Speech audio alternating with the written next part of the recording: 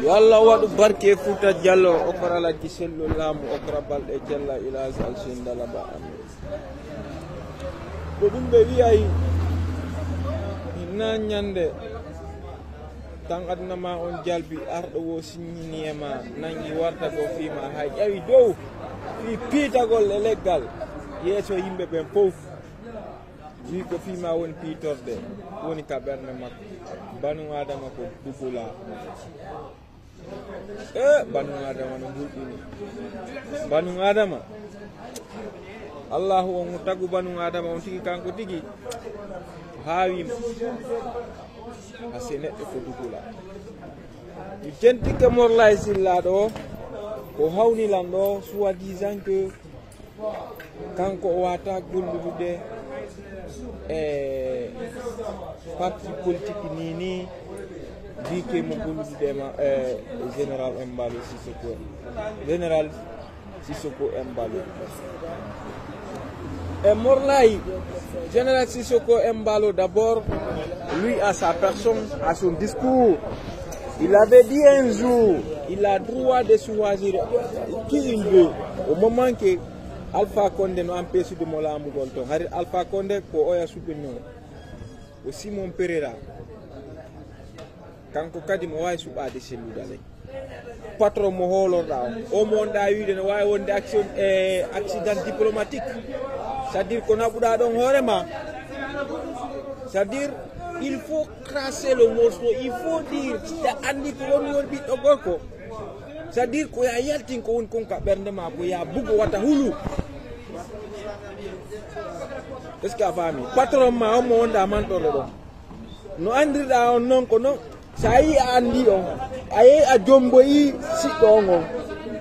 an e on o woni esirabe ida andi ko sabu woni ida andi ko on andirda on debbo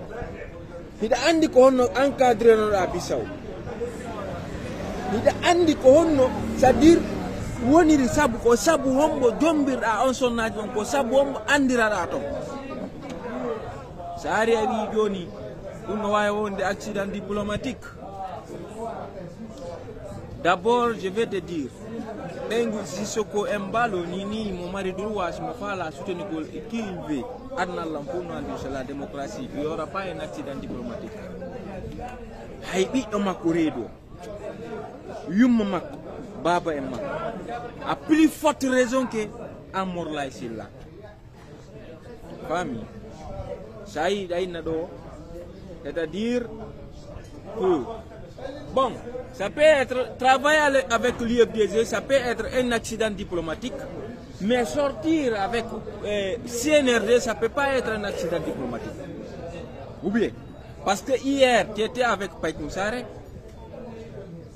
des mendiants du CNRD, tu étais avec Mamadou Ba. Mamadou, je ne sais pas qui, je ne peux pas prononcer son nom, même Falaka avec plusieurs personnes, avec Farba Adamali. Et non, faut qu'on soutienne le CNRD, soi-disant qu'ils sont au CNRD. Bref, Farba Adamali, c'est un. Non, je le condamne pas. Hein? C'est-à-dire, vous tous, vous êtes connus grâce à l'IFDG.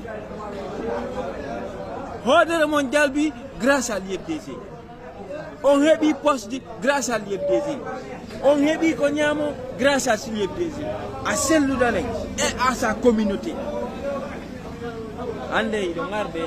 c'est un problème qui a kounama. What a piki. Grâce. Et golle on a golle soi-disant la base il a même Sissoko Embalo no yokudema. C'est grâce à celle d'Alec. Il voyage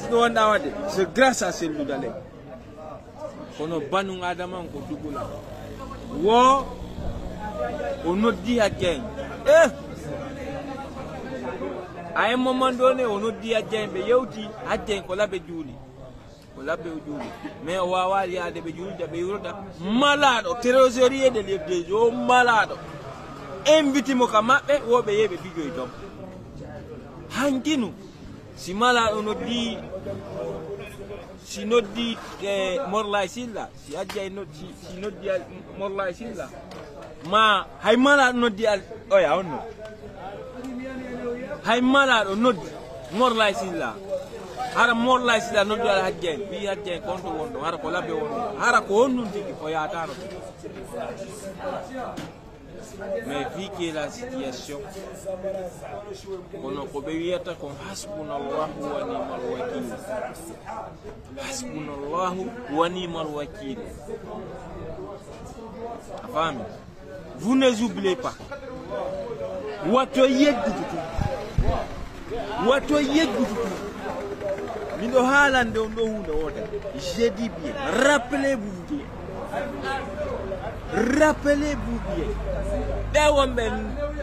des gens qui se crachent wombe wolde yebde je yenna selludale ma arabani do selludale fewno do mais wolata hay hunde je ne dis rien je le condamne personne chacun a sa manière mo beno neira no mo beno andire no mo beno tawnire no mawbe mo ben ko non wata vivre kono non Allah subhanahu wa ta'ala no wonde toñaado nyande sikkuda nden hida gayni nyande sikkuda nden hida buri o demmoje mo nyande ko sikkudon do pellet selludale c'est-à-dire imo en crise nyande sikkudon nden pellet selludale fi makko lani ko nden nyande Allah ton tabu Allah yaltinay mo ko sikkano o mo suti don do o mo wonno wadde do piiji be hajjembe on do wadde yimbe wadambe on wadani on ala ko be wadanali on sabu mabbe yimbe nyammini on jonni on piiji on andama hande ko ben jettu on gam hasbunallahu wa ni'mal wakil woy ko riyeso ittay ko ide hinu